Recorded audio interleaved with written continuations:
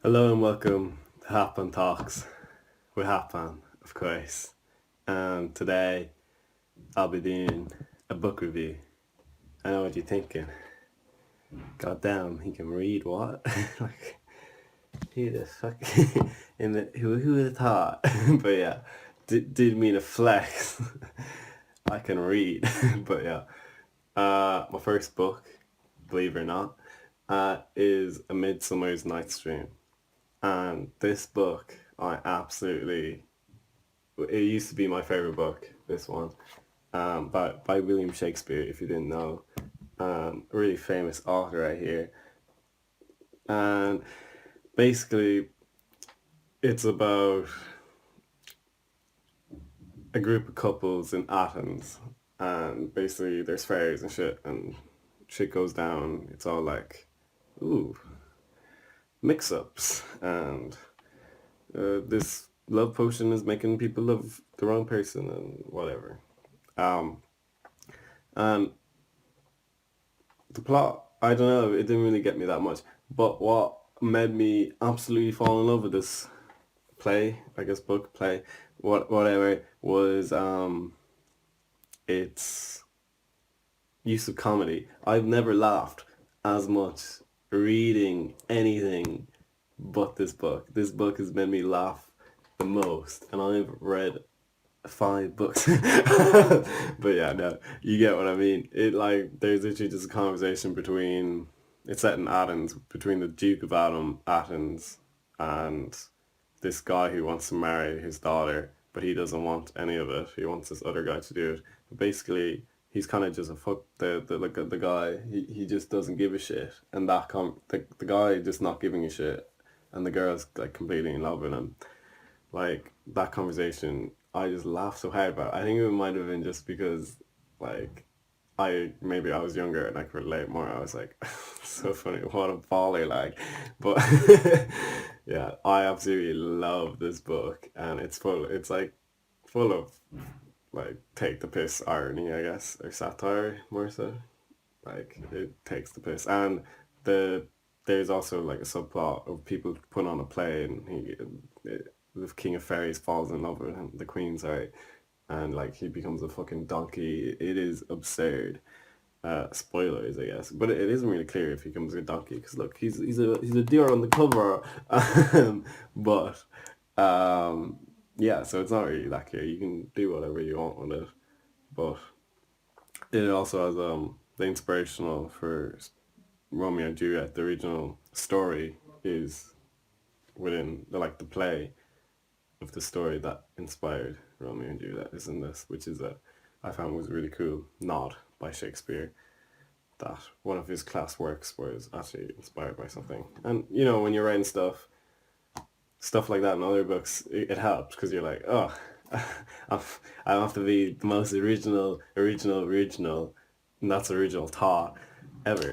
Like you can chill out. Like you don't need to make up everything yourself when you're writing something, and I really like that. Class book. I'm not doing ratings. Fuck that. Mainly because I haven't taught some up yet. Samuel Beckett's Waiting for Godot. When I was reading this, it gave me fucking headaches. It isn't that like the language isn't complex as far as I remember. I don't remember thinking, oh, this is fucking complex language, but it would definitely hurt my brain to read. And I knew that this book was about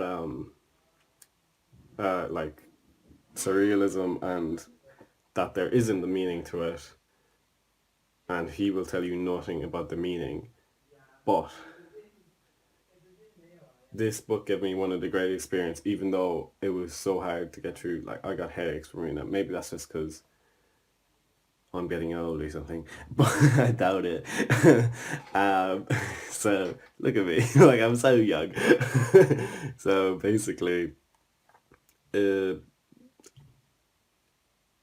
just it's hard to explain because when you're reading it, you start thinking of theories about what it's actually about, what kind of metaphor it is for, because it is.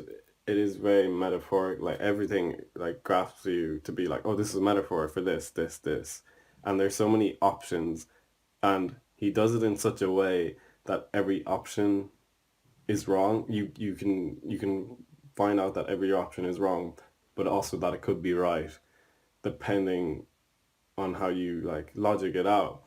And his point is that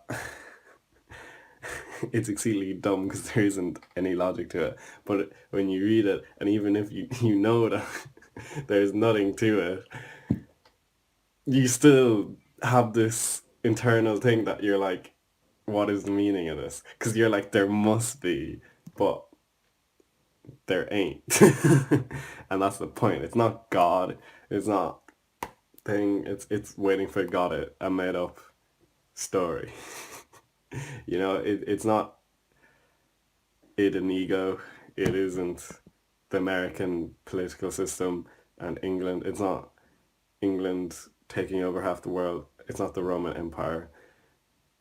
A metaphor for any of those things. I mean, like, it is just the story. And the fact that when I read it, I was pushed to come up with these theories and that it must be about this. It must be about this. It must be about that. It must be that.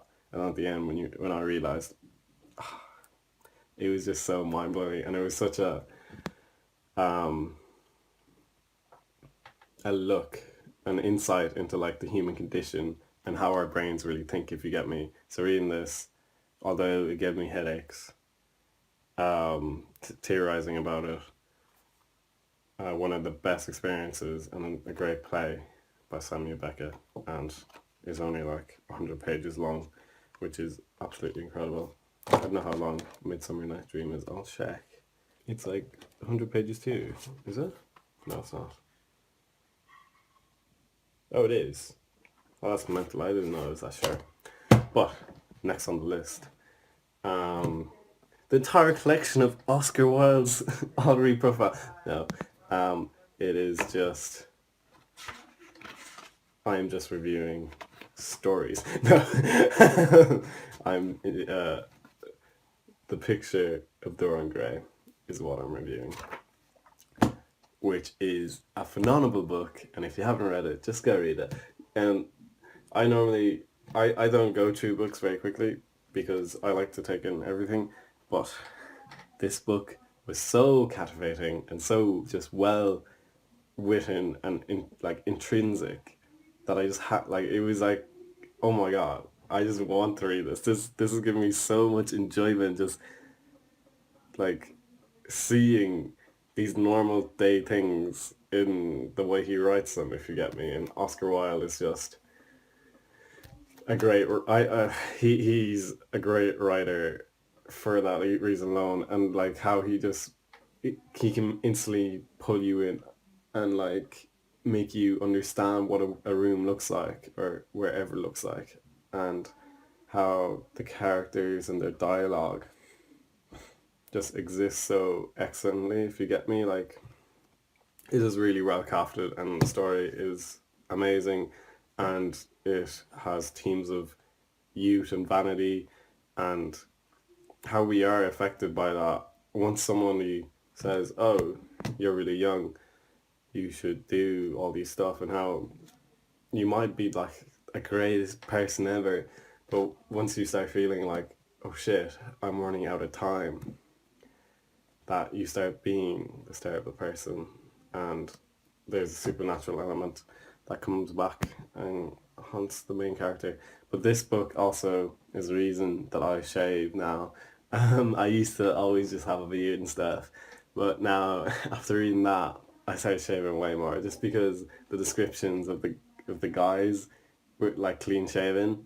I found were so like they were like the picture of what you would want to look like in a girl's eyes, or like whoever's eyes, no matter what you feel towards people.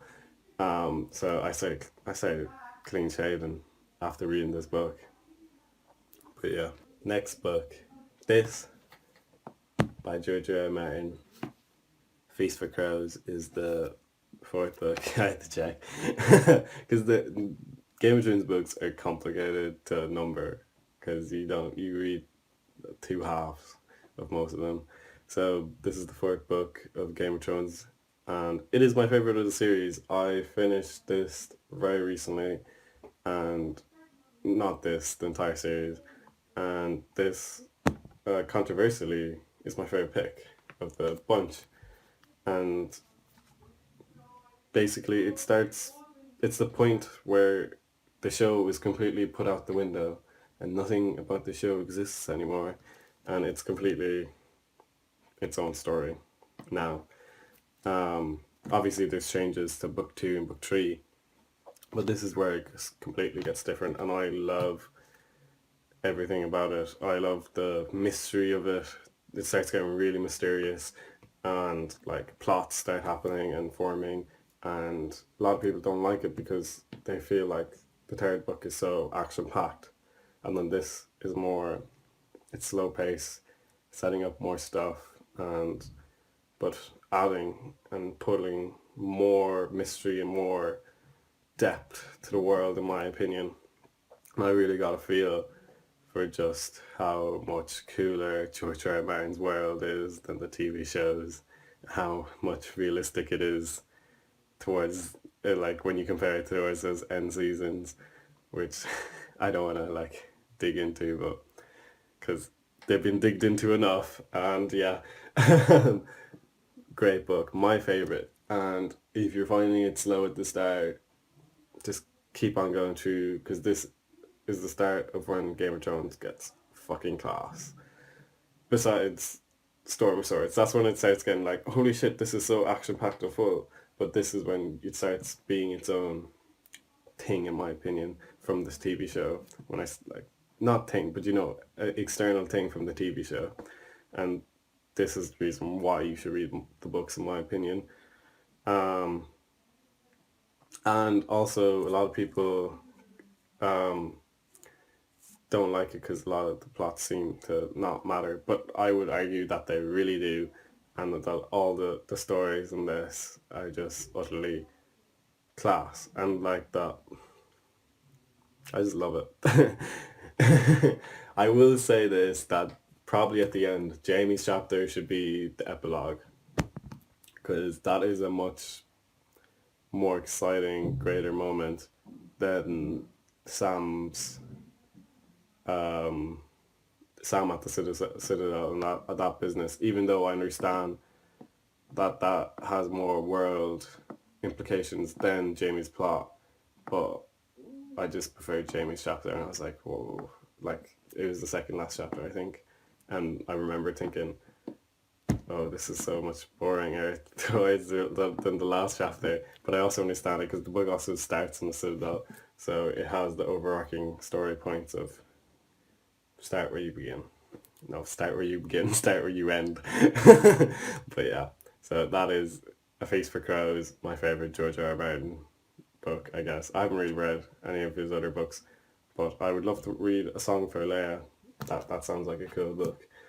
It's about a mind controlling species who manipulate a guy into like joining them by using his girlfriend, which is very interesting in my opinion and really cool. Okay, so this next book is my favorite of all time. I read it not very recently enough this year, and it utterly blew me away. It is funny, it is philosophical, it is like so greatly written, and the world is actually realistic, even though it is so over the top at times. And that is why I love it. Excuse me. And that is why I love it. But yeah, it is Brave New World by Aldous Huxley. I don't know if I said that right, but he's going to be one of my favorite authors. I have like three more of his books that I'm currently reading, and I absolutely love this book. I don't even know where to begin about telling you about this, but basically, the plot begins like, I don't even know how to explain it. It's like a world in which people don't have parents, So everyone just bangs, and nobody cares because there isn't this idea of getting like of mnemonic relationships. But this has a society in which like the society everyone's twins and nobody raises the children like because the society has built a thing to raise like a machine almost, but it's like people raise the children, and it's just so interesting, and they're all twins, well, most of them, and everyone is young, everyone is happy,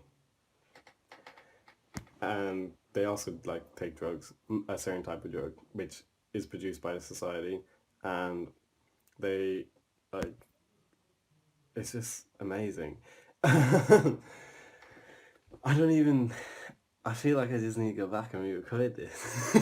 I'm just like amazing, but it is absolutely well realistically done. And at the start, you were utterly just like this society is terrible, and just who like how this is meant to shock me, like because they do shock babies, they do all this different type of therapy to get them to act exactly how they want, and they show us all this, and they have kids in with dead corpses to make sure they don't fear death, and it's like taking all these sadness and bad things that we have in society and ruling them out. So from a young age, like from young, very young onwards, so we don't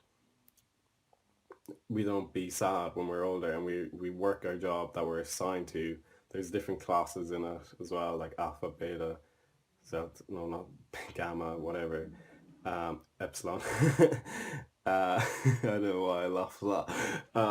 And so they're all in their own classes, and it is utterly amazing. Like there's one point everyone wants, most people want to because they fit into the society because um, it is set up for you to be like that. But of course, this is the real world, and not everything works like that. And so there are people that aren't fitted for their role in society, and they become sad, and it's almost like they really love the truth of life, which I would definitely most people, I believe everyone is almost like, yes, truth is better than happiness, but it definitely searches the question of truth versus happiness, and having illusion to provide you happiness. You know, that common quote that the dumbest people are the happiest because they're able to live in an illusion, which is almost a smart thing in itself. One might argue and say that that phrase is utter bullshit.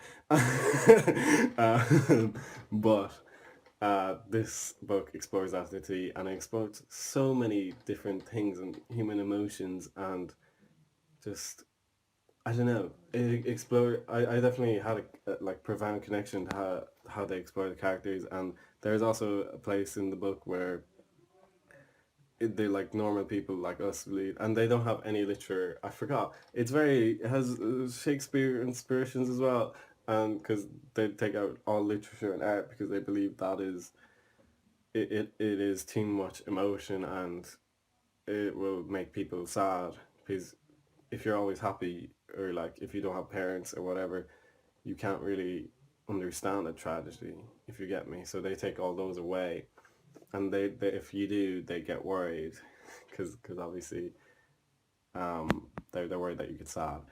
Um, but basically, and it's very interesting the adventures the people that don't fit in it get up to, and the ending and the characters are just so cool, even though none of them are particularly like you don't like relate to any of them almost, but you do in the same sense, and just the things that happen, and it's just brilliant.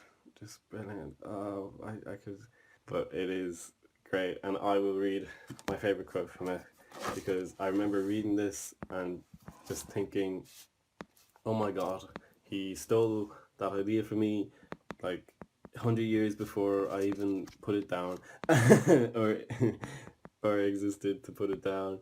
Um, I don't know if it's 100. It's like 60 years. I don't know. I don't know when this was published. I'm not doing the math. Um, so this is the quote basically. There was a silence, in spite of their sadness, because of it even. For their sadness was the symptom of their love for one another. The three young men were happy. Which I was like, oh my fuck. I was like, oh my lord. That just captivates so much emotion in basically a line or two, three maybe. And just that idea also that even though you're sad, you can still be happy is right in that as well. And just so many things like that are explored in this book, and it's only 250 pages long. I absolutely love this. It's not even 250, it's 220. Read this. That's the takeaway from this is read this book. I cannot explain how class it is, and it is just a beautiful story, and it also is something as well that the fact that at the start you're supposed to be shocked and you're supposed to be like, oh, this is a bad society, but and he does it like to a point where it's like, is this hyperbole? And it obviously is hyperbole, like that he's emphasizing how bad that this place is, and then despite you being like, he actually manages to make you go like, oh wait, maybe this is actually a good thing, if you get me, just by the people and how they are, and that question of truth versus sadness. And it is just a brilliant book. um I don't like, if you don't take, I don't care what you take away from this, it's just, it is a brilliant interaction with yourself and whatever. So Brave New World, can't recommend enough. Got Shakespeare in it too, you know, that cool lad. So not like the physical, like it has some of his works like integrated. It's actually title. No, it's a line. It's a line from a Shakespeare play. Oh, Brave New World. So yeah, that's my book review. Hope you enjoyed, and I hope this was recording. I hope it's good enough for Halfpan Talk. Hey guys, it's me again. Phenomenally worse camera and worse audio quality than all of the Halfpans and even probably the one that just played. But I just wanted to say a couple of words and how where the channel's going to be going and what I'm going to be doing in the future, because I actually kind of want to make some more YouTube videos. Maybe have my face in some of them. I don't know. But basically, I'm thinking of doing a lot more book reviews because I'm in college and I'm working right now. So basically, I spend a lot of my free time reading books. It's just how it worked out, I guess. And I really love them currently. So, and I want to talk about them. And not a lot of people read the same books that some of them read. So I just love spitting out stuff about them. So I'm thinking of doing like proper reviews. So they might be up soon. And I also feel like now is a great time to do it because I like missed my bi-yearly deadline of doing Hampton Talks. You get me? I typically do them every second year, but I missed it because I was working. So basically, that's it. I'll be producing a lot more videos, um, maybe on cameras like this. And I've started to care less about the quality of the audio or video just because, who cares? Like, I just want to be out stuff, you know, enjoy.